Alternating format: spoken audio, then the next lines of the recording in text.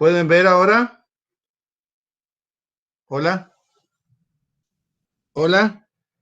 No, profe, no se ve nada ahora. ¿Todavía no? Todavía no. Bueno, ya voy a tratar de amigarme con la tecnología. Dame paciencia.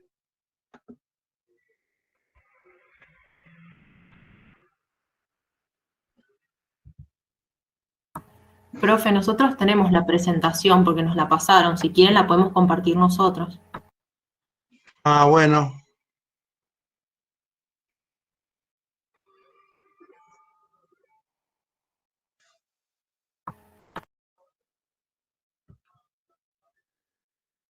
No sé si alguno de los chicos lo quiere presentar y si no me fijo yo. No tengo muy buena internet. ¿Qué tema van a dar? Demencia. Ahí lo busco.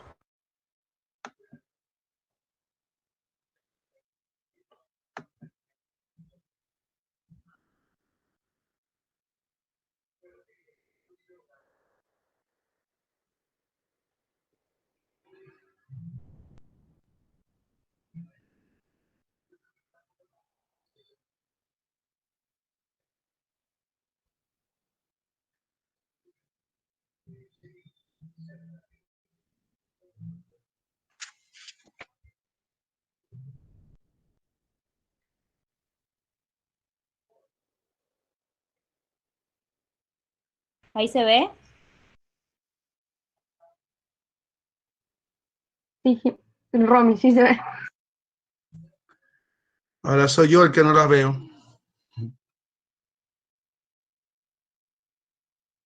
¿Ustedes me escuchan? ¿Hola? Sí, profe, se lo escucha. escuchamos. Profe.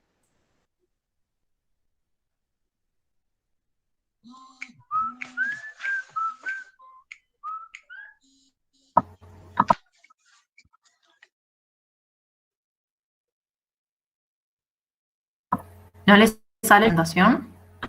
¿Cómo? ¿Hola? Hola. ¿Profe nos escucha?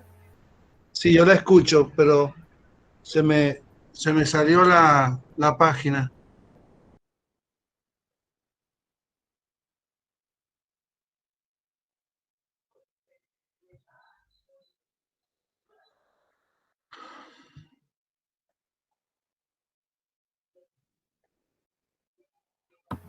¿Ahí lo pudo poner? No, voy a Si no, le tener que explicamos. a ver cómo, a ver qué me puedes decir ahí. Hay una... Usted está en la página de la reunión, está en Meet. A la derecha va a haber un dibujito como de una personita. Dígame si lo ve.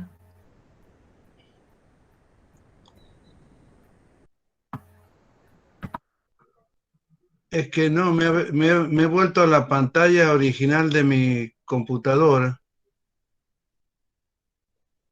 pero no la Se veo tiene que ahora. meter en la página de internet.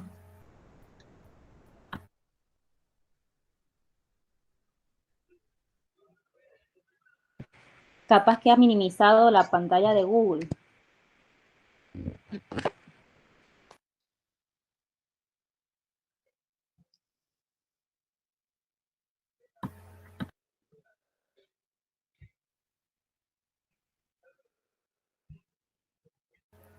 No sé si salió, sí que tiene que salir en algún lado la página. Tiene que haber cerrado internet o algo así.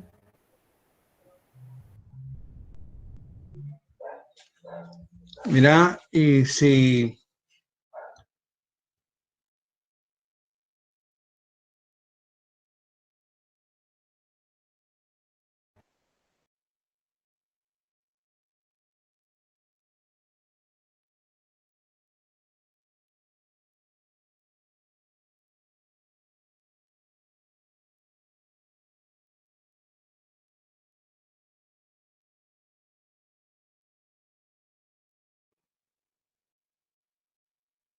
Sí, me decirle que se conecte al mismo link y de último le vamos guiando a ver cómo podamos. Claro, porque si no, de última que hable y nosotros vamos viendo el power. No sé. Claro, y que él lo mire en su compu. Que entre de nuevo. Sí, que entra el mismo link. Decirle que haga clic en el texto que nos mandó.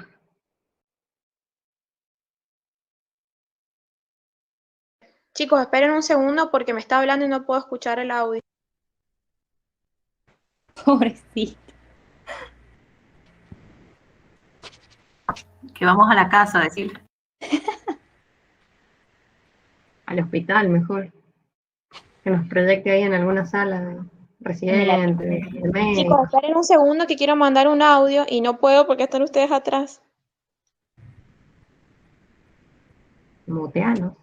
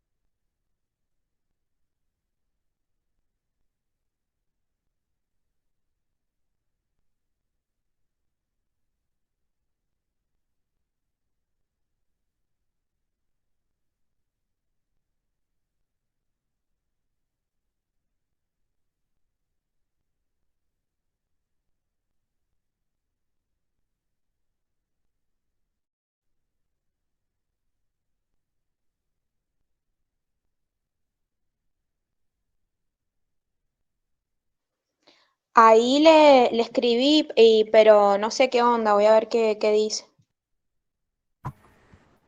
Ahí se unió el profe. Profe, ¿nos escucha? Tiene el micrófono silenciado. Hola, sí, ahora la escucho. Profe, ahora Bueno. una compañera va a proyectar va a presentar la pantalla y bueno, y ahí la va a ver usted. Usted nos va a avisar Bueno. cuándo la puede ver. Dele. Romy.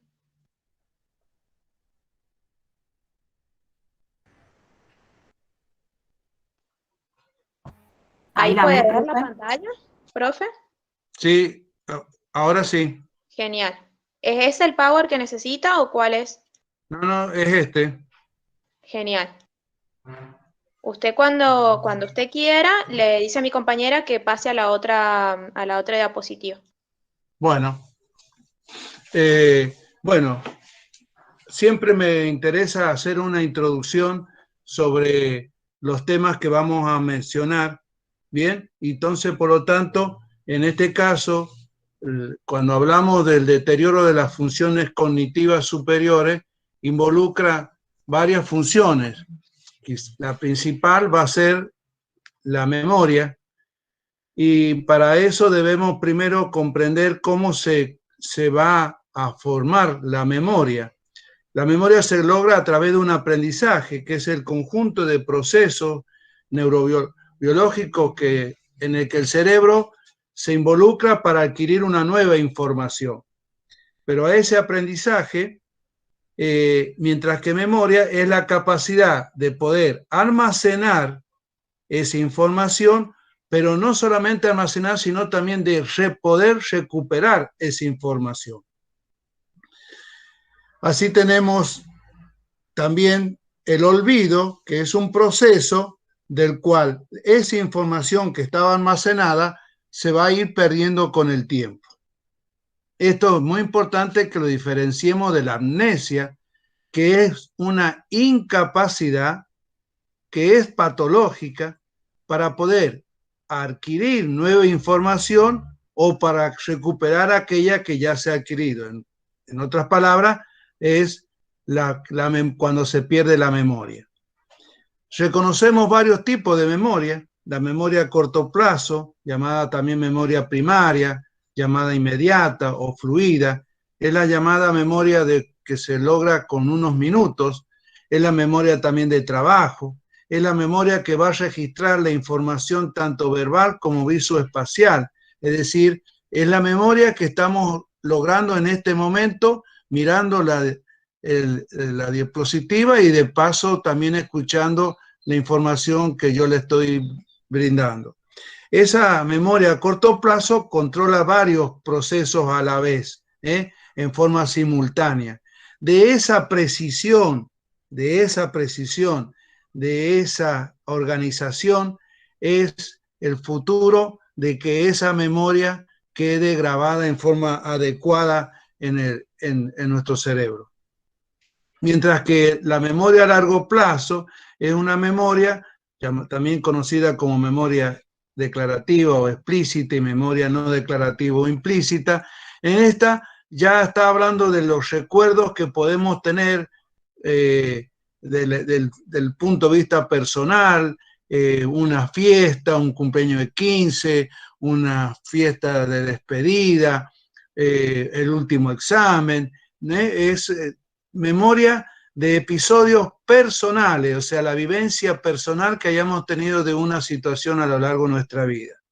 Mientras que la memoria semántica entiende todo lo que es el aprendizaje de la demás conocimiento que podamos tener interés aparte del conocimiento, en este caso, de la carrera que estamos estudiando.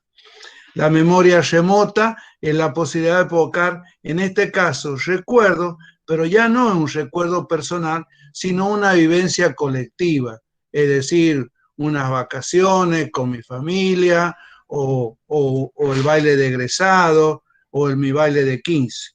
Y la memoria no declarativa o implícita es la memoria de procedimiento, es la memoria capaz de evocar habilidades que uno ya adquirió hace tiempo y que por desuso a lo mejor no lo ha estado practicando, como es cuando uno aprende un instrumento y que después pasa a tocar un instrumento y puede pasar muchos años sin que yo después siga tocando ese instrumento, y un día en una reunión X me encuentro con esa guitarra o con ese saxo y capaz que soy capaz de poder sacar o revivir alguna canción de la que yo aprendí con ese instrumento.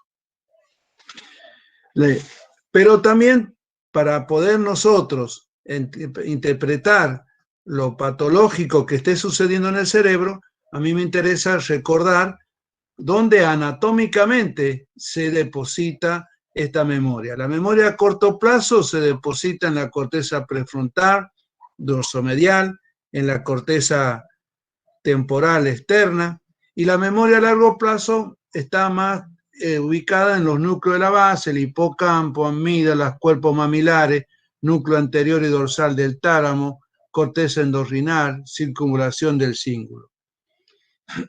Para que siga.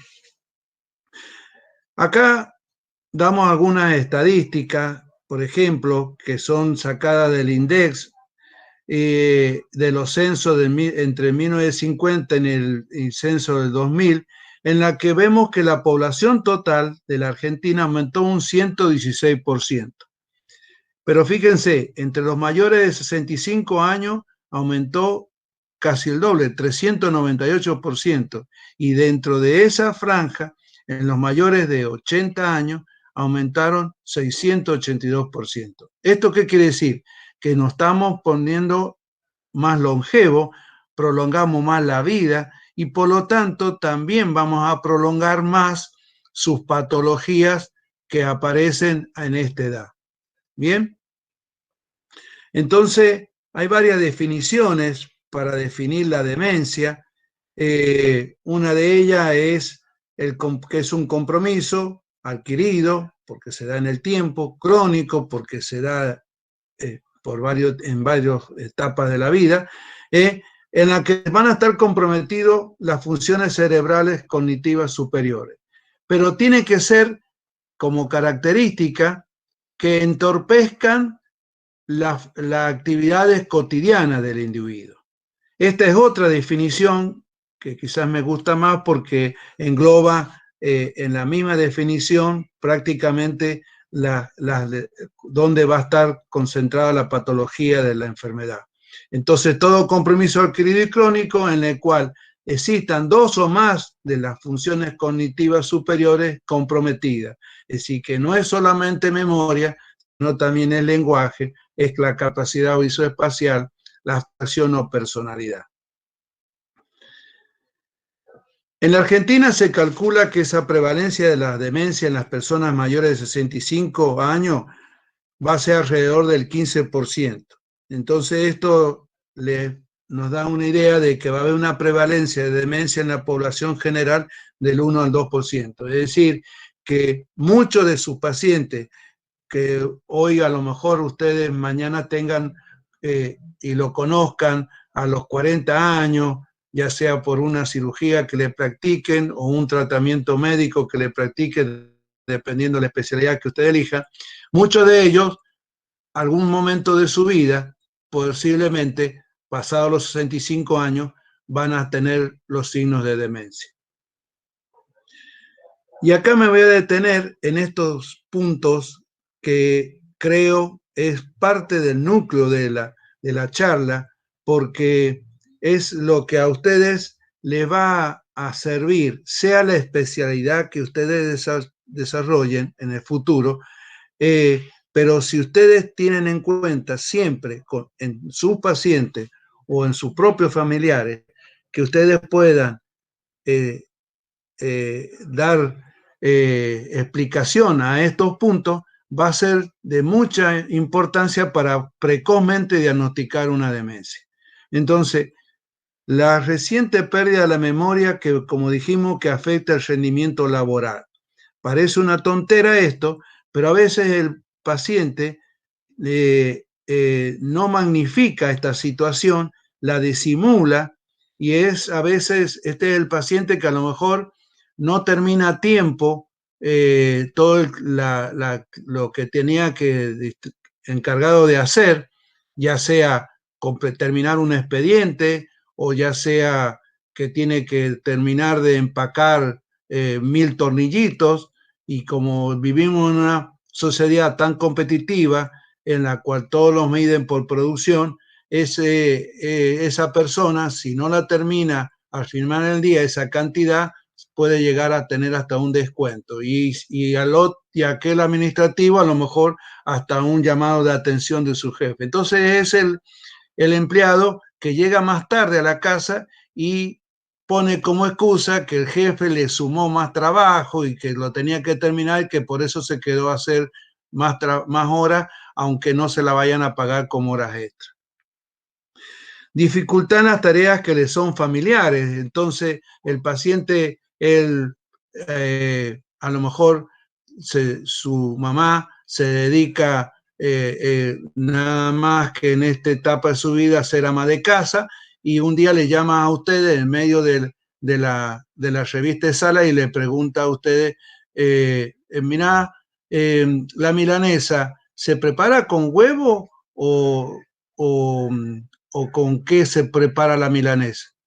Y ustedes se pueden pensar que es algo que hace más de 40 años la mamá lo sabe hacer, pero hoy se olvidó de cómo preparar la milanesa. Por ahí también problemas para hallar las palabras correctas, es decir, las palabras adecuadas. Esto es, ¿cuántos de ustedes en su reunión familiar del fin de semana tendrán su abuelito que las comparte con ustedes? Y en esa reunión, que a lo mejor lo sientan al abuelito en una punta de la mesa, el resto de la familia o están hablando de fútbol o de política, y el abuelo, que está en un rinconcito, resulta que quiere pan para poder comer el plato que le han servido, y la panera queda al otro extremo de la mesa.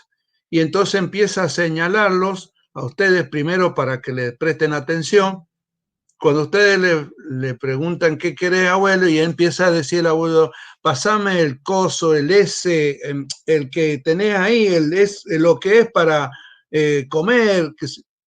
Y ustedes instintivamente, a lo mejor, para no perder el hilo de la conversación, van a pasarle la porción de pan y van a seguir o hablando de la salida que tuvieron y el chico que conocieron, o alguno de los varones hablando del partido de Barcelona o el de River del día anterior.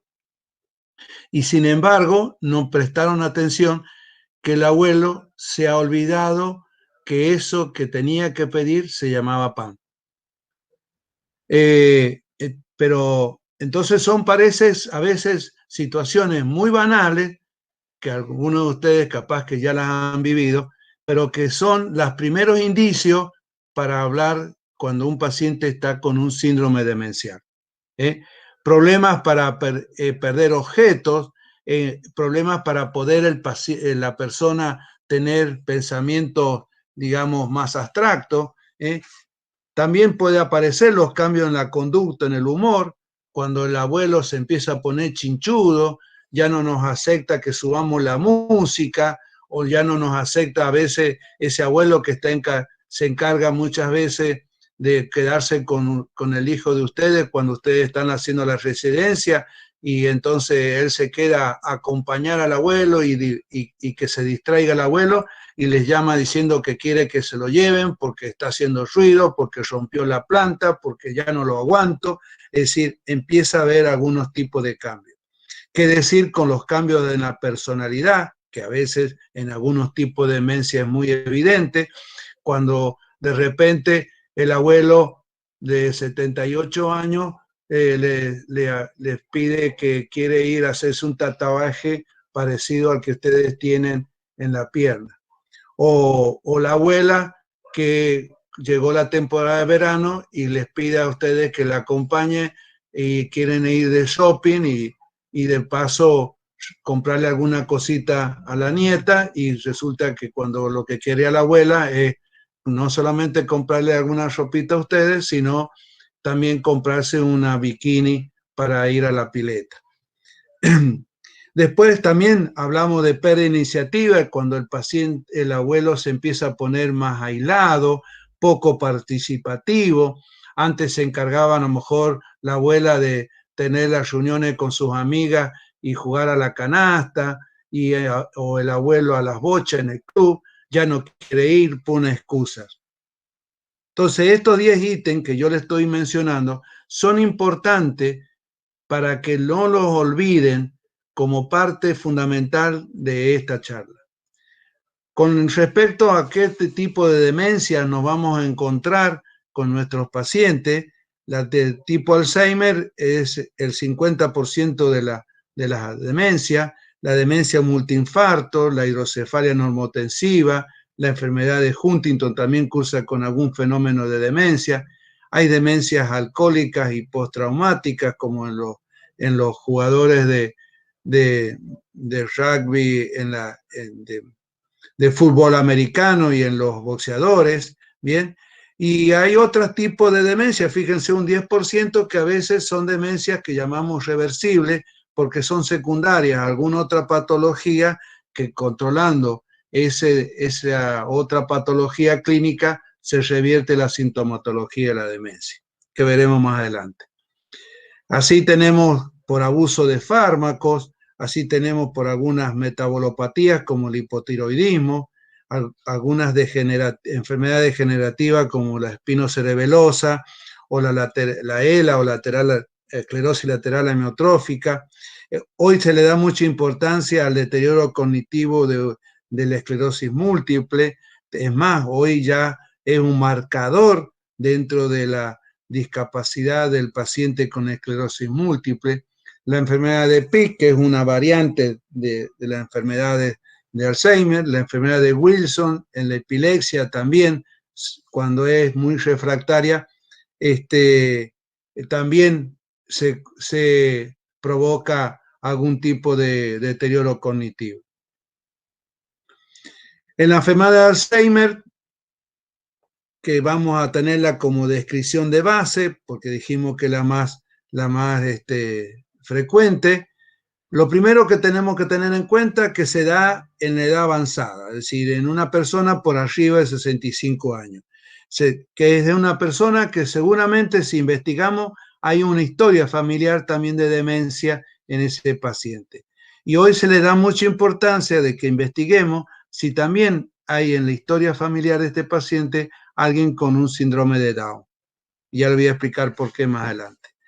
¿Cuáles son los cambios que va a empezar a producirse en el cerebro? Son cuadros degenerativos, son transformaciones. Esas transformaciones son fundamentalmente las llamadas placas neuríticas y los ovillos neurofibrilares. Esas placas neuríticas son placas esféricas formadas por un núcleo de beta amiloide, y que alrededor de ellos se forma la neurona que entra en degeneración y son reemplazadas por estas placas neuríticas. ¿Dónde se van a ubicar generalmente estas placas neuríticas? A nivel de la corteza cerebral y del hipocampo. Y rara vez la podemos ver en la corteza del cerebelo y casi nunca en la médula espinal. Otro elemento dijimos que eran los ovillos neurofibrilares, que son neurofibrillas anormales, filamentos helicoidales apareados a la forma de catáfila de cebolla alrededor de esos ovillos que habíamos, de los núcleos amiloides que habíamos dicho. ¿Dónde lo encontramos? En la corteza prefrontal y el hipocampo. Como ven ustedes, compromete tanto las dos entidades a la memoria, a lo que habíamos visto en la anatomía, donde se ubicaba la memoria a corto plazo y la memoria a largo plazo.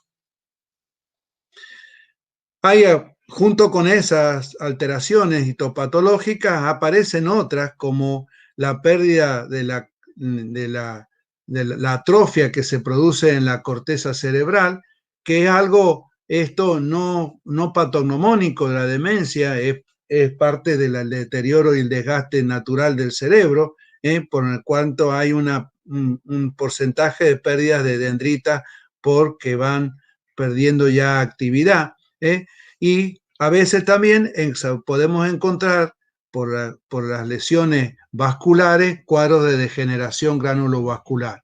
Pero lo característico son las dos entidades que dijimos de los ovillos neurofibrilares y de la placa neurítica. Con respecto a cómo se logra las alteraciones para llegar a este punto de generar una demencia, se reconocen que sobre una base genética en la que se van produciendo mutaciones en la proteína APP y la presenil 1 y 2, debería sobre esto haber algunos efectos de cuadros ambientales que no serían genéticos, que tienen que ver con el tipo de vida, la alimentación del paciente, los trastornos del sueño que puede el paciente tener previamente a generar esto. Entonces, sobre los efectos genéticos y van a empezar a producir esa alteración metabólica, pero tiene que haber también algunos efectos de lo que es ambientales o higiénicos dietéticos que alrededor de este paciente. Entonces, se comienza a producir esas placas amiloides que van reemplazando las dendritas, alrededor de ellas, los ovillos neurofibrilares que reemplazan todo lo que es la sustancia de sostén, bien, y generando la muerte celular, y en el mayor porcentaje de muerte celular, mayor porcentaje de síndrome demencial. Hay varias hipótesis. Acá no me voy a demorar mucho en esto porque no es en realidad el núcleo de la charla, de lo que yo quiero dejarle de la parte clínica del paciente, pero bueno, hay hipótesis que han ido quedando en desuso, como la hipótesis de aluminio, la hipótesis genética. De la genética yo les diría recordar, vuélvamela, recordar de que como cuando hablamos recién de esa historia familiar, es porque en gran parte de la anatomía patológica de la demencia tipo Alzheimer se encontró que son pacientes que tienen alterado el cromosoma 21. Es decir, recordemos que la trisomía 21 es el que nos da un síndrome de Down, ¿no es cierto? En cambio acá, es decir, estaría alterado ese cromosoma, pero no tendría el paciente clínica de un síndrome de Down. Es lo único que tiene como parentesco, digamos. Pero también se ha reconocido que en algunas demencias de tipo Alzheimer, que se den en varios componentes de la familia y que sea de comienzo muy precoz, quizás antes de los 60 años, es el cromosoma 14 el que está alterado, y en las demencias, que son las más comunes, que aparecen después de los 65, los 70 años, sería el cromosoma 19. Pero bueno, para esto tendríamos que hablar de una investigación genética que no hace demasiado a la clínica y no nos hace tampoco demasiado a la evolución de la enfermedad. Ya entrando a la sintomatología de la demencia, dijimos que el principal problema del paciente es la memoria, pero no es el olvido, porque olvido es una actividad que le sucede al cerebro de cualquiera de nosotros, ¿no? Así tenemos un chico que va a la primaria y que aprendió mejor hasta la tabla del 4 y este año comienza el año lectivo y la señorita le dice a José, repitamos la tabla que aprendiste, y empieza 4 por 1, 4, 4 por 2, 8, 4 por 3, 15. Y entonces ese no sería un Alzheimer porque tiene 8 o 9 años. O a un chico del secundario que estudió historia argentina todo el año y cuando llega al final del año y tienen que hacerle la evaluación y la pregunta está que quién combatió en la batalla de Chacabuco, no sepa si fue Belgrano, Güemes o San Martín. Tampoco eso es un Alzheimer. En cambio, la amnesia es la pérdida total de poder recuperar esa información, es decir, que tanto el chico de la primaria o el alumno de la secundaria, si repasa, se va a volver a recordar todo lo que había estudiado. En cambio, acá directamente la persona no puede recordar y ni recuperar esa información que alguna vez ingresó a su cerebro. Como también, por supuesto, tampoco la va a poder, digamos, incorporar, o sea, que le damos a que lea una noticia del diario y a lo mejor a la tarde se la preguntemos y a lo mejor no sepa qué es lo que leyó, ¿bien? O si le preguntamos qué es lo que almorzó el día anterior, tampoco se acuerda. En cambio, también dijimos que tenía que haber, aparte de la memoria, más de una sintomatología de las funciones cognitivas, como es el lenguaje. Y acá en el lenguaje tenemos que comienza el paciente a tener dificultad, como dijimos, para nominar las cosas.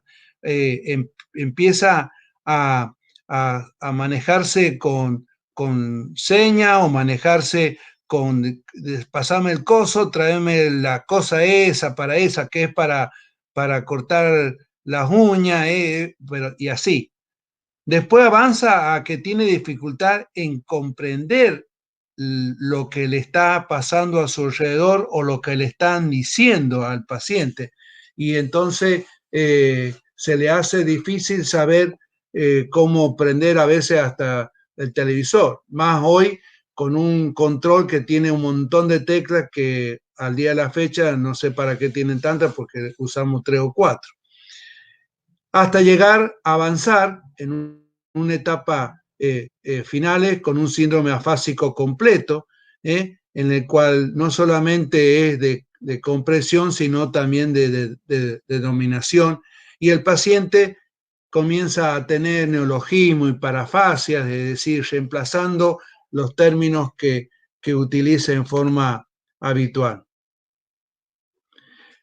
Con respecto a la praxia y a la agnosia, otra de las funciones superiores, al comienzo es dificultad para hacer una actividad, es decir, ese señor que se encargaba en la casa de algunas tareitas manuales comunes que pueden pasar, como es cambiar un foco, una lámpara que se haya quemado, resulta que la señora le dice, mirá, ahí se ha quemado la lámpara del pasillo, hay que cambiarla.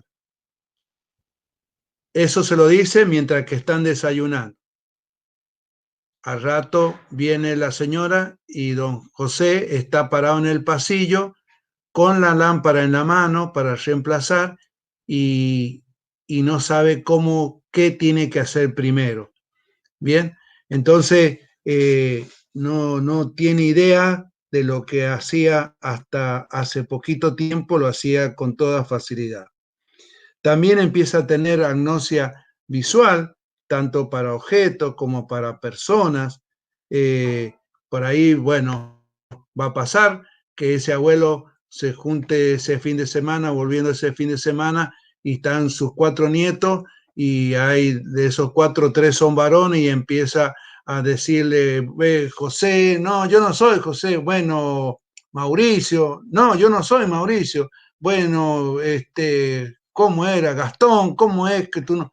O sea, sabe que ese es un familiar, sabe que algo lo une, pero ha perdido la relación que había en el cerebro donde guardaba esa imagen con un nombre.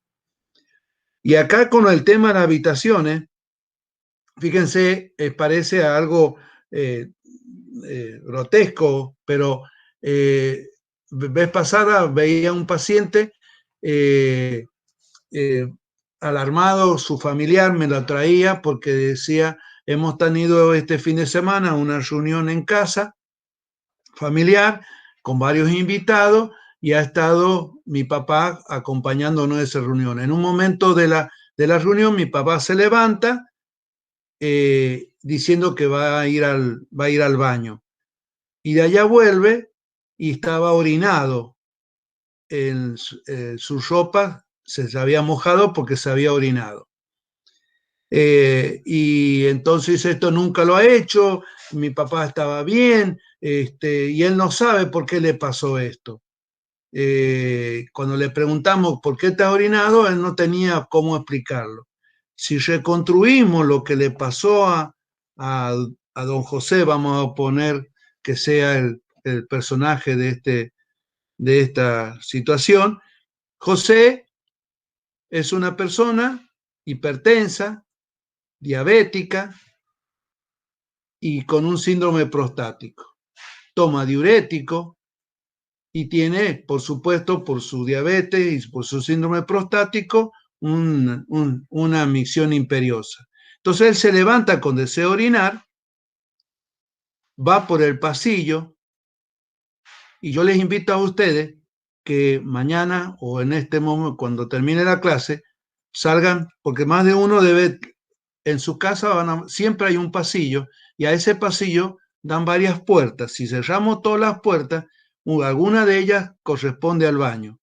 Bueno, don José hizo ese recorrido, llegó a una de esas puertas que siempre están todas pintadas iguales, no hay alguna que identifique el dormitorio de uno con el otro, salvo aquellos como uno de mis hijos que sabe llenar de stickers en la puerta.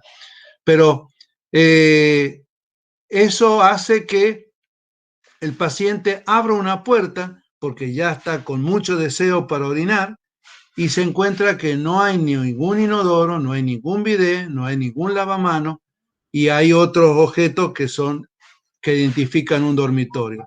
Pero ya el paciente estuvo con tanto deseo y no le dio tiempo a seguir buscando el baño y se orinó. Con respecto a entonces, fíjese cómo un signo puede a ustedes darle pie para hacer diagnóstico de qué parte de su deterioro cognitivo tiene. Con respecto a las habilidades visoespaciales, lo más importante es poder detectar si el paciente está teniendo desorientación temporoespacial. ¿Y por qué esto es importante? Porque acá también, volviendo a lo que decíamos con respecto a lo que es las actividades de estos pacientes, por ejemplo, José, él se encarga todos los días de la mañana, después de desayunar y de tomar sus remedios que le corresponde que ustedes le han indicado para que tome en la mañana. Toma la listita, porque como ella tiene problemas de memoria, toma la listita de las cosas que su esposa le encarga para preparar la comida.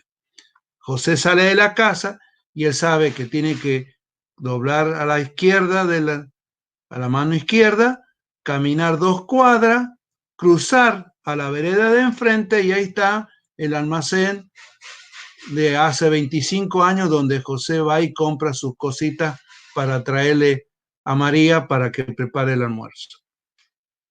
Y él sabe que tiene que volver, cruzar a la de vereda, caminar 2 cuadras a mano derecha y se va a encontrar con una reja negra y una que es la reja de su casa. Bien, José sale ese día, va a doblar a la izquierda, camina 2 cuadras, cruza de vereda, sale del almacén y entra al almacén, hace la compra. Cuando sale, en vez de tomar a la izquierda para volver y hacer el recorrido, como tiene invertido y desorientado, tomó a la derecha, creyendo que era a la izquierda, y camina también 2 cuadras, cruza de vereda y se encuentra que no hay verja negra. Él se cree que le falta todavía una cuadra, sigue caminando otra y otra y otra y otra. Y esto es lo que hoy algunos de ustedes en algún momento capaz que ha visto cuando estaban a lo mejor almorzando en su casa, que salía una placa en el televisor del canal que decía: se busca una persona, José tanto, 78 años, viste camisa blanca, pantalón azul, zapatillas negras, salió esta mañana de Santa Lucía en la calle tal. ¿Y cuál es el final de esta historia? Es que José, perdido, un día de verano, y sigue recorriendo, y después de 2 horas de estar perdido y que alguien lo puede llegar a orientar, llegar a poder ubicarlo de más, o es la policía o alguien, termina el paciente en una guardia, deshidratado, porque caminó sin tomar agua durante 2 horas, con 40 grados que hay en San Juan al mediodía, y con agravante de que a las 11 de la mañana tenía que ponerse una dosis de insulina y que no se la colocó.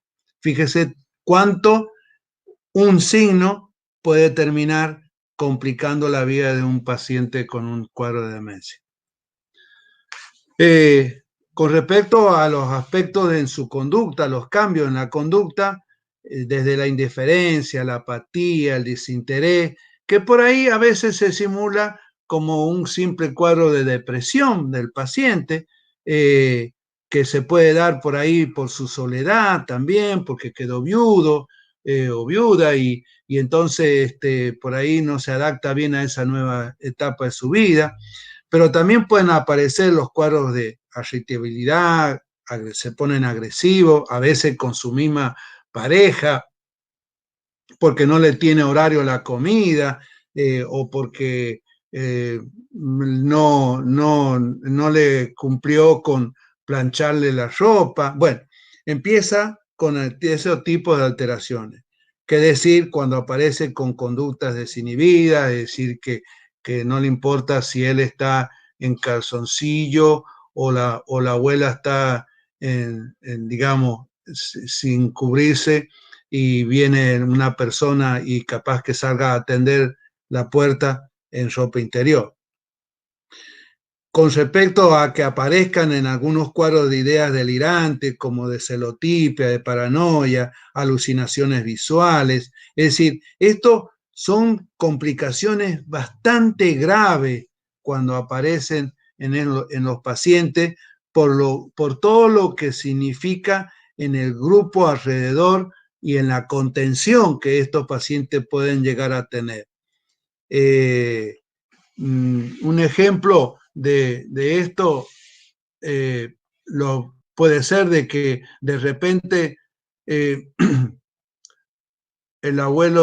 papá de ustedes ya tiene 85 años, vamos a hacernos la figura, y hace un mes ustedes le han festejado los 50 años de casado, todo muy bien, muy feliz y muy contento. Y un día están ustedes en la residencia y ya haciendo la residencia y les llama el papá y le dice, mira, quiero que vengas a ver algo porque aquí está sucediendo aquí en la casa, que te quiero decir, yo me voy a separar de tu mamá. En ese momento a ustedes no se les ocurre otra cosa de pensar que es un chiste. Pero ese abuelo resulta que les dice, sí, porque yo no voy a aceptar que tu mamá esté haciendo estas cosas que nunca me imaginé que le iba a hacer y que le iba a hacer acá dentro de mi casa. Así que quiero que vengas porque yo este es el último día que estoy acá, quiero que me vengan a buscar porque yo me voy de la casa. Bueno, ustedes lo que van a hacer como hijos, lo primero es pedir permiso al jefe de su residencia y lo más pronto llegar a la casa donde está su padre. Cuando llegan a la casa, se van a encontrar el papá en la puerta, en la vereda, esperándolo a ustedes y le dice, anda, ve, ¿qué pasa, papá? Pero que si todo estaba muy bien en tu pareja, en tu familia, todos estábamos bien, ¿qué es lo que pasó? No, anda, ve a tu mamá. La actitud, una actitud indigna de una mujer y a esta edad, lo que está haciendo en la cocina con un hombre. Bueno, se imagina para llegar ustedes de la puerta hasta la cocina y encontrarse y no querer encontrarse con una realidad que para su padre le significa de angustia y de muchas otras cosas, para tomar una actitud como la que está haciendo. Bueno, van a llegar a la cocina, van a abrir la puerta de la cocina y se van a encontrar a la mamá con un hombre. Pero en ninguna actitud sospechosa. Está con el cadete de la verdulería, que como la mamá tiene ya una artrosis avanzada de la rodilla y ya no puede ella ir hasta la verdulería, y el verdulero le ofrece que como tiene un cadete, que el cadete le lleve la verdura a la casa. Y lo que está haciendo el cadete es entregarle la verdura. Pero en esa cabecita de José se armó todo una idea delirante con cuadros de celotipia. Y a veces son cuadros paranoicos también, porque el paciente empieza a veces también con alucinaciones, los puede a lo mejor llamar a ustedes en medio de la noche y decirle, mirá, me parece que hay alguien que está entrando a la casa porque los perros están ladrando en el fondo, venía a ver qué es lo que pasa.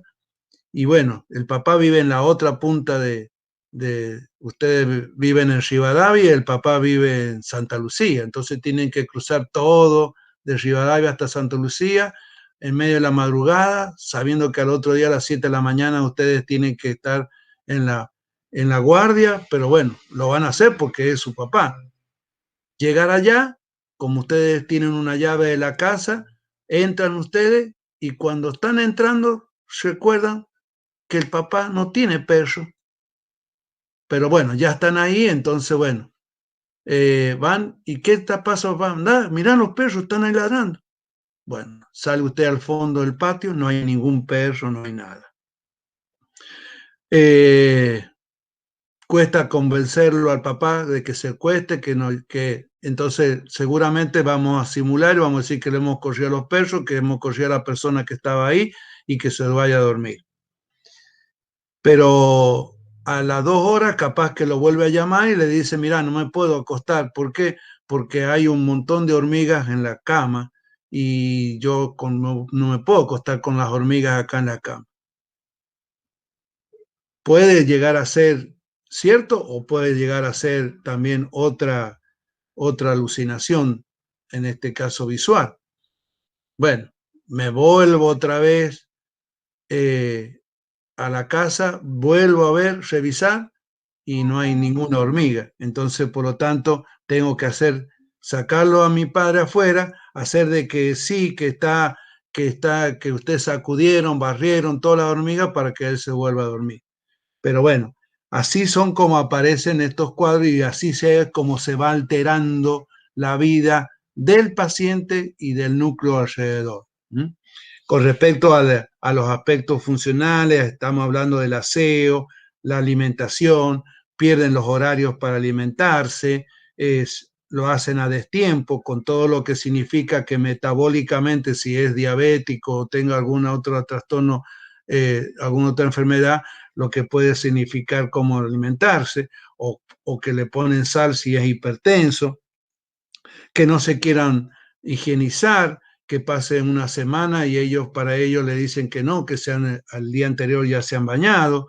Es todo un tema. Y si a ellos le suma que el paciente se le agreguen signos extrapiramidales, que se le hace más dificultoso los movimientos, también es otra situación que desde el punto de vista funcional le trae inconvenientes. A esta edad hay un pico también de aparición de convulsiones seniles, así como hay en la primera etapa de la infancia, en la etapa de la vejez es el otro pico de que los pacientes hacen convulsiones por ese deterioro de la corteza cerebral, sobre todo los lóbulos temporales. Y cuando llega la etapa de la incontinencia de esfínter en estos pacientes, es una etapa evolutiva y que ya es la cascada final de estos pacientes. La que sigue. Entonces, por eso hablamos de estadio de demencia, pero los cuales lo vamos a hacer para tener una normativa de estudio, pero en realidad muchos de estos estadios se van a ir entremezclando, que no van a ser todo tan puntuales como yo lo estoy diciendo, es decir, que a veces va a tener algunas de estas cosas, como dijimos, dificultad en la nominación, en la alteración de esa memoria reciente y episódica, que el paciente confunda derecha e izquierda, que tenga problemas para incorporar o aprender otras cosas, que pierda la iniciativa, los cambios de humor, de personalidad. Quizás esto pasa mucho tiempo el paciente en ese estadio inicial y a veces la familia no lo detecta, pero sí sería importante que nosotros, cuando controlemos a nuestro paciente, ya sea que lo estamos atendiendo por su hipertensión o por su cuadro metabólico, su cuadro gástrico, no dejar de hacer algunas preguntas de esas 10 ítems que dijimos para saber a ver en qué estadio tenemos a nuestro paciente. Ya en un estadio moderado, el paciente va perdiendo el olfato, empieza a tener trastorno para evocar, empieza con ecolalia, con paralalia, con repeticiones de monosílabos, les cuesta los movimientos voluntarios hacerlo, se desorienta ya con más facilidad, los trastornos a nivel de la esfera psíquico-emocional se hacen mucho más evidentes y por supuesto el paciente tiene la queja permanente de que no puede realizar ciertas cosas, actividades que antes las hacía. Y por último, ya en un estadio final, el paciente tiene una amnesia total, una afasia completa, una apraxia, una agnosia y todos los trastornos, como dijimos, visoespaciales, que son los finales de este paciente. Entonces, ese deterioro que primero empieza a ser progresivo, solamente de la memoria, del lenguaje y demás, también termina alterando sus cuadros de conducta, aparece la incontinencia de esfínter, el paciente ya prácticamente no se mueve, permanece postrado. Estos pacientes son los pacientes que conviven en los geriátricos, cuando la familia ya no tiene capacidad de controlar toda esta etapa, el paciente está con una actitud casi como si fuera de un feto y emitiendo solamente sonidos inentensibles, que no se pueden entender, a veces son gritos y son pacientes que están postrados y ustedes cuando visiten algún geriátrico de la puerta van a estar escuchando que hay por ahí unos gritos, y es todo lo que van a escuchar y cuando entren a esa habitación encontrar esa parte de lo que alguna vez fue un ser humano. Bien, y entonces acá es donde aparecen las infecciones, tanto pulmonares como urinarias, generarse las escaras y de esperar de que esta última etapa sea la más corta porque como es irreversible, culmina con la muerte. Entonces, en realidad, en la anatomía patológica de estos pacientes, si la pudiéramos llegar a hacer, pero para que es lo único con lo que vamos a poder confirmar verdaderamente que este era un Alzheimer, es encontrarnos con lo dijimos, los núcleos amiloides y las fibrillas helicoidales. Lo demás son signos que no son patognomónicos de una demencia, lo vamos a encontrar en cualquier envejecimiento cerebral. Entonces, el diagnóstico no es tan fácil para llegar a hacerlo, aparentemente, porque, bueno, tenemos que manejarnos con ciertos test clínicos, como el más adecuado es el Mini Mental State, que va a medir cómo ha ido progresando este paciente en la enfermedad. Bien, siempre son criterios clínicos lo que va a diagnosticarnos la demencia. Ese Mini Mental State lo compone 10 secciones que están involucradas para poder definir cómo están las funciones cognitivas superiores. Tiene un total de 30 preguntas, cada una tiene un puntaje, evalúa orientación, atención, concentración, memoria, lenguaje, praxia, y se considera, ya vienen preimpresos, lo puede hacer cualquiera de nosotros. Lo que sí recomiendo, si lo van a hacer, que se tomen el tiempo y tengan la paciencia para que no presionar al paciente y se bloquee en las respuestas. Generalmente nosotros utilizamos a la neuropsicóloga para que se encargue de hacer esta batería de test para evaluar. Se considera como un resultado normal para el Mini Mental entre 27 a 30 respuestas, es decir, que puede haber respuestas equivocadas y aún todavía ser un test normal. Entre 25 y 20, un deterioro cognitivo leve, entre 19 y 10, un deterioro cognitivo moderado, y menos de 9, ya hablar de un deterioro cognitivo severo compatible con una demencia. Los otros estudios clínicos que podríamos utilizar, como el electroencefalograma, puede aparecer aumento de ondas lentas en el trazado, en la tomografía o en la resonancia los signos de atrofia, pero no son elementos nada más que suman a lo que clínicamente ustedes pueden haber encontrado. Por eso hablamos de enfermedad probable, habiendo clínicamente detectado esto, y basándonos, como dijimos, en las escalas que podríamos darnos el Minimenta, el Blessed o algunas otras pruebas neuropsicológicas que hay para hacerle a estos pacientes. Pero siempre tiene que estar hablando de un deterioro progresivo de la memoria en la que no haya otra enfermedad concomitante en el paciente y que esta sintomatología haya empezado después de los 65 años. Entonces, esa presencia de afaxia, de apraxia y de agnosia, que hacen disminuir todas las actividades diarias que tenía el paciente, más los trastornos de comportamiento, más los antecedentes familiares, más esos exámenes que hicimos y no encontramos ninguna otra patología asociada al paciente, son los que nos va a hacer confirmar ese diagnóstico de demencia tipo Alzheimer.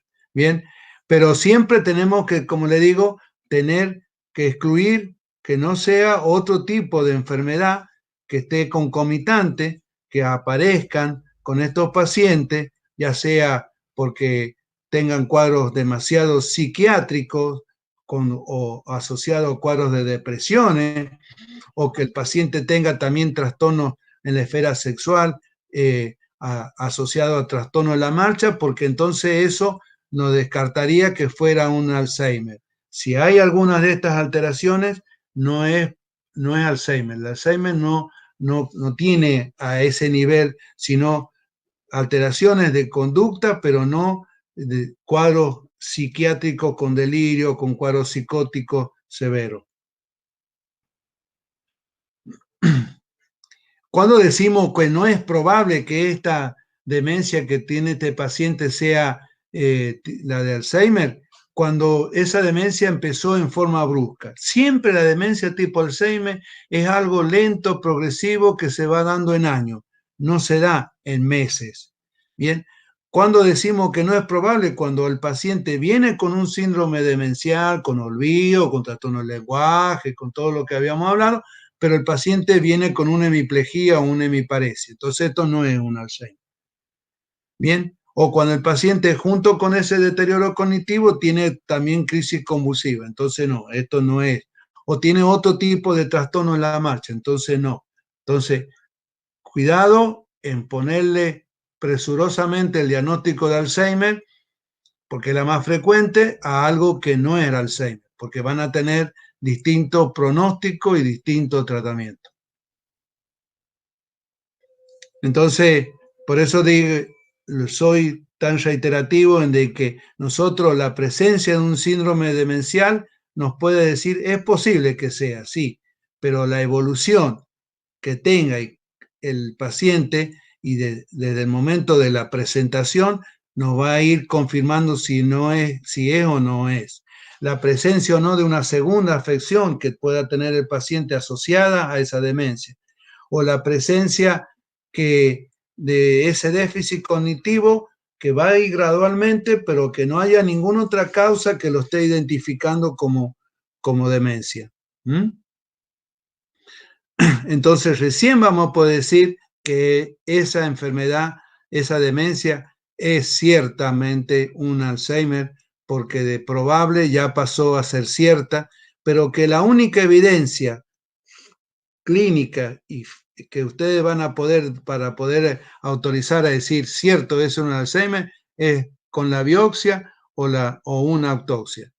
Y a lo largo de mis, no sé si poco o mucho, 40 años de neurología, le puedo decir que habré hecho en un cuadro, en un síndrome de demencia, quizás no más de 3 biopsias de cerebro. Y por algo muy natural, uno lo entiende, porque uno lo puede ver desde el punto de vista científico, que necesita asegurarse de todas las cosas, ¿no? Pero, ¿cuál es el tema? Que acá, si usted va con un paciente, le llega un paciente que viene con el padre y una tomografía o resonancia que dice que tiene atrofia en el cerebro, ¿no? Y entonces ustedes, después que le hacen las pruebas y demás, dicen, mire, para confirmar si es un Alzheimer le tengo que hacer una biopsia. ¿De dónde? Le va a decir el hijo. Del cerebro. ¿Y cómo es lo de la biopsia? Y bueno, hacemos un agujerito chiquito, mire, con anestesia local, no necesita dormirlo, y con eso le vamos a hacer, meter como si fuera un tirabuzón y un sacacorcho, y le sacamos una muestra de cerebro. ¿Qué, le va a sacar un pedazo de cerebro? Sí. Bueno, vaya a convencer a ese hijo que encima que trae el padre con el cerebro atrofiado, el doctor le quiere sacar un pedazo también del cerebro. Bueno, ese fue el motivo por el cual no hice a lo largo de mi vida no más de 2 o 3 biopsias. La que sigue. Ahí básicamente nosotros hemos descartado todo lo, digamos, descrito todo lo que es la demencia tipo Alzheimer, que es básicamente en la que nos vamos a basar para hacer puntualizar algunas diferencias con las otras demencias. La demencia vascular o multiinfarto, que dijimos le seguía digamos, en predominancia con respecto a la demencia de Alzheimer, es un deterioro también cognitivo, pero siempre va a ser secundario a lesiones que ya previa el paciente tuvo antes de que comenzara con estas alteraciones cognitivas. Es decir, que acá sí va a estar relacionado el grado de deterioro con lo que encontremos, la pérdida de neuronas que encontremos en el cerebro. Bien, acá sí se relaciona esa demencia con ese deterioro. Acá sí, la que sigue, el paciente tiene las alteraciones cognitivas, va a venir a la consulta y vamos a poder percibir que el paciente tiene una hemiparesia, una hemiplegia, puede llegar a tener signos hasta de espasticidad, secuelado de esos ACV que previamente tuvo, ¿no? Vamos a encontrar signos piramidales, signos extrapiramidales, si las lesiones vasculares son también en los núcleos de la base, va a haber signos de Babinke, de piramidalismo, podemos encontrar con cuadros de síndrome pseudobulbar, que eso ya lo describirán cuando vean los accidentes cerebrovasculares. Acá sí el paciente tiene no antecedente de Down, no antecedente de enfermedad demencial en la familia, sino antecedentes personales de hipertensión, de que ya hace 10 años atrás tuvo una ACV, que le encontramos, como dijimos, los signos focales. Pero algo importante a tener en cuenta para que ustedes no equivoquen el diagnóstico es que esta sí es una demencia de comienzo brusco, ¿bien? Pero también es una demencia con un curso fluctuante. ¿Esto qué quiere decir? Que el paciente, así con la premura que viene la familia preocupado por el cuadro que ha empezado bruscamente a perderse, el papá desorientado, se levantó, no reconoce a la casa, con una agitación psicomotriz, con que cree que no sabe quiénes son las personas que están con ellos. Bueno, ese curso y que ustedes hacen el diagnóstico y que le tiene antecedentes, dijimos, de hipertensión y demás, ese paciente que a lo mejor ese mismo día ustedes ya lo medican sin pedir algún otro estudio, es el paciente que a los 15 días viene el familiar a decir: doctor, le vengo a decir y agradecerle la droga milagrosa que le dio mi papá, porque mi papá volvió a ser el papá que era hace 15 días atrás, antes que se perdiera y demás. Porque así va a ser de fluctuante, es decir, aparecen y desaparecen la sintomatología del paciente. Y no va a estar relacionado con la droga milagrosa que le dieron, sino porque es la evolución que les confirma a ustedes el diagnóstico de demencia multiinfarto. La que sigue. La hidrocefalía normotensiva, como bien lo dice, es una hidrocefalía, es decir, hay signos de dilatación ventricular, importante, que ustedes lo van a poder ver y conocer cuando hagan neuroimagen. No sé si ya hicieron neuroimágenes. Pero ¿cuál es la diferencia?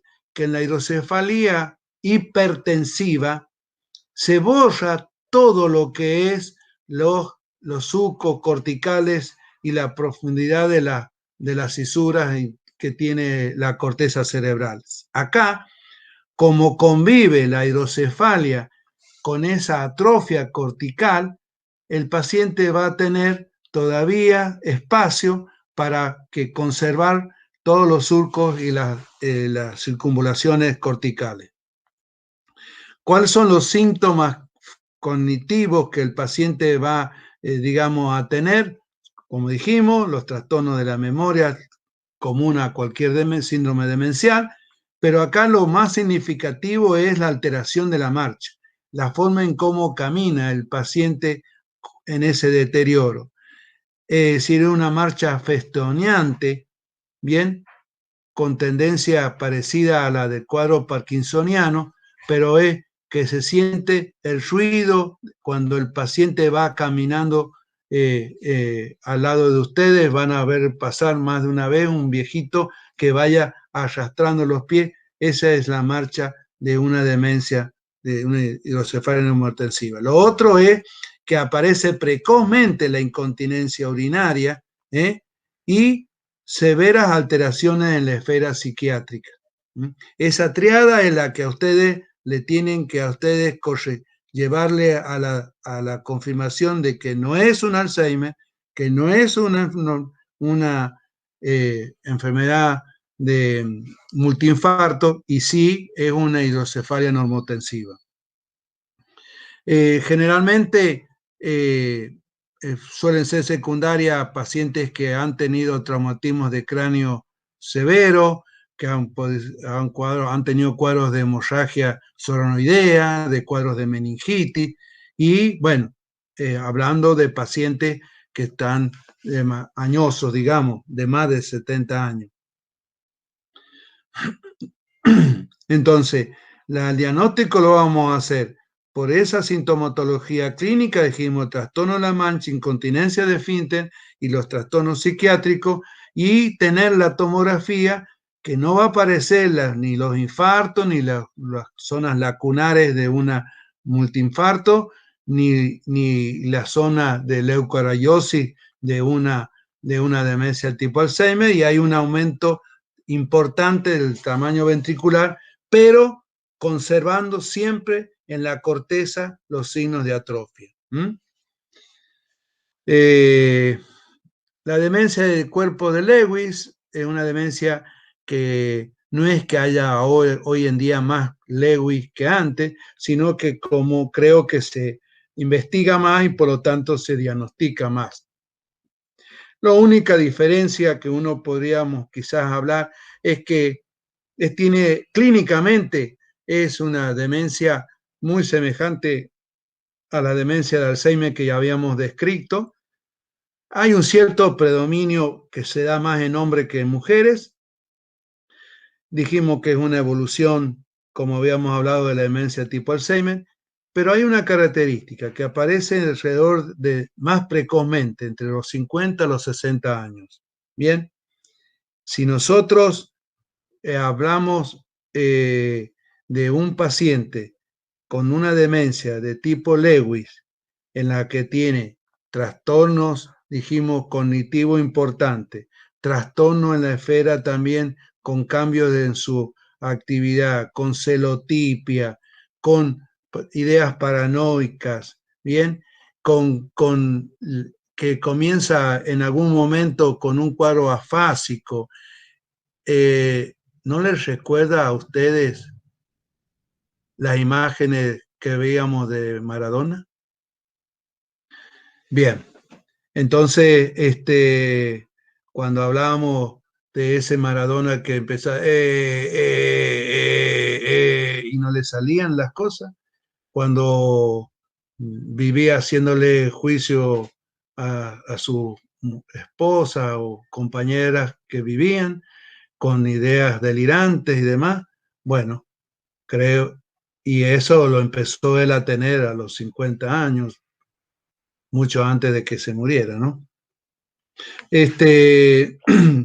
Entonces, las alteraciones cognitivas, las alucinaciones, aparecen cuadros parkinsonianos, tienen caídas repetidas y sincopales, ¿bien?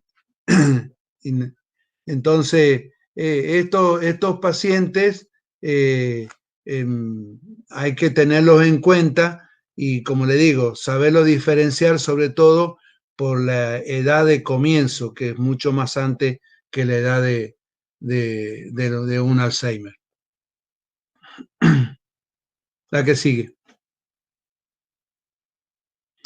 En la enfermedad de Pick's, que también es otro tipo de Alzheimer, de demencia, perdón, lo que predomina desde el comienzo se instalan los cuadros de afasia, o sea que tiene difícil comunicación el paciente, que como dijimos, puede ser primero una afasia de compresión y después de expresión, con trastorno en la conducta, con desorientación, y esta tiene una característica que es la llamada tendencia compulsiva bucal, es decir, se lleva todo a la boca, así como en la etapa inicial del bebé, que todo lo prueba con la boca, ¿no es cierto? Bueno, este paciente hace lo mismo, todo se lleva a la boca, todo lo que encuentra a mano se lo lleva a la boca y lo chupetea como si lo estuviera saboreando, ¿no?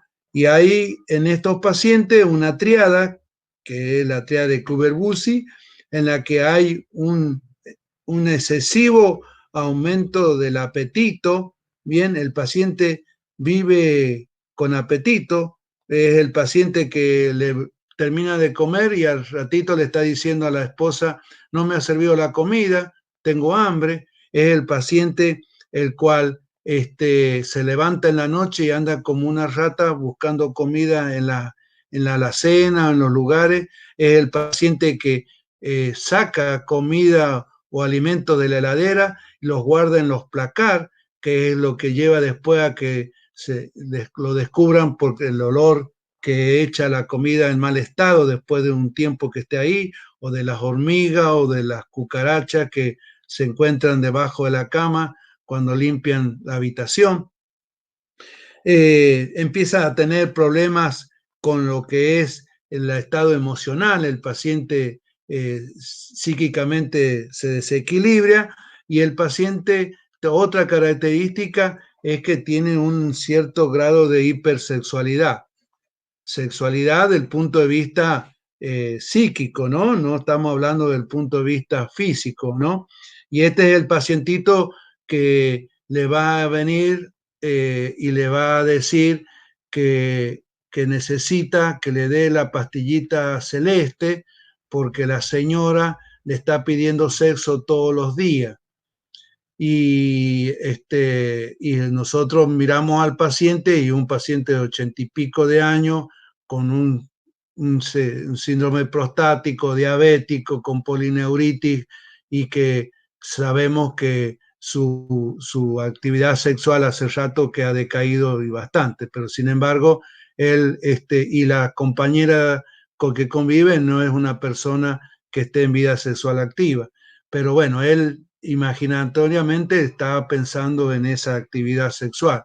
O es el paciente que convive con en la casa una empleada que se queda a cuidarlo y tiene cama adentro y que los cuida a los dos, y bueno, y esa empleada un día los llama a ustedes diciéndole que se va a ir de la casa porque el papá viene todas las noches, entra a la habitación y le viene a pedir sexo.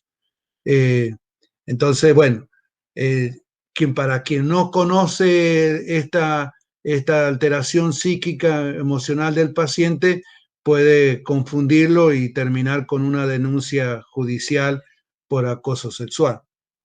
Entonces, bueno, es importante tener en cuenta este tipo de demencia de PIC.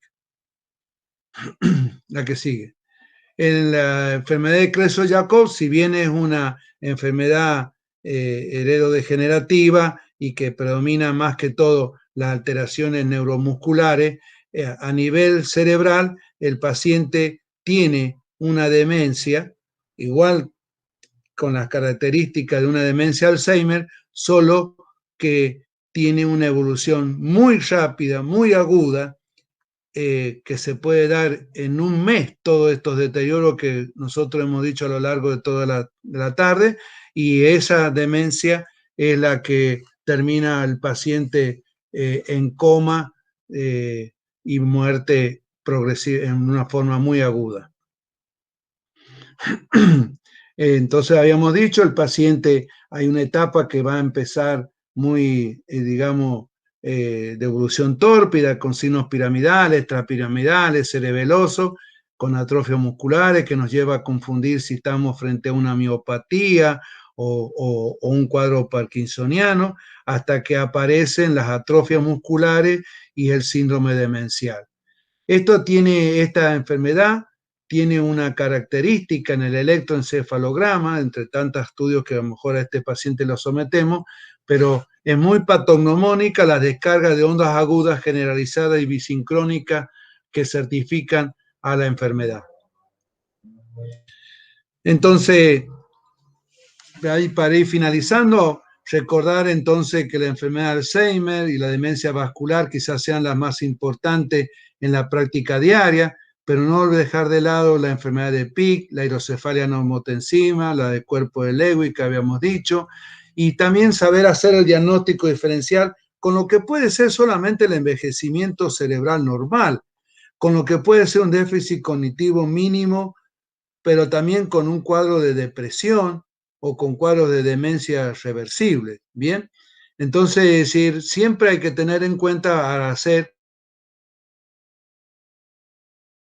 esta diagnosia, tener en cuenta que podemos estar enfrente de cualquiera de estos cuadros y por lo tanto ese paciente se tiene que dar el tiempo como para descartar cualquiera de estas otras patologías que tienen otro pronóstico mucho más favorable.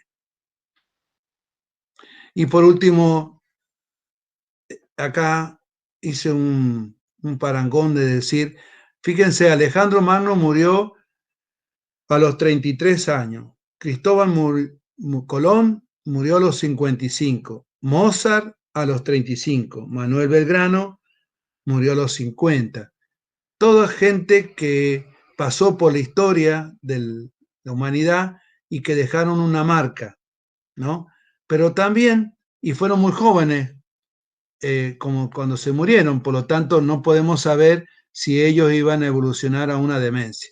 Pero quienes no la tuvieron fueron, por ejemplo, Churchill, que fue primer ministro de Inglaterra hasta los 81 años, Picasso, que murió a los 93 y todavía estaba preparando exposiciones, o Miguel Ángel, que medio ciego, todavía estaba pintando a los 71 años la cúpula de la Sistina, Pablo Casals, que entrenó el himno de las Naciones Unidas a los 94 años, Mao Zedong, que impulsó la revolución china a los 73 años.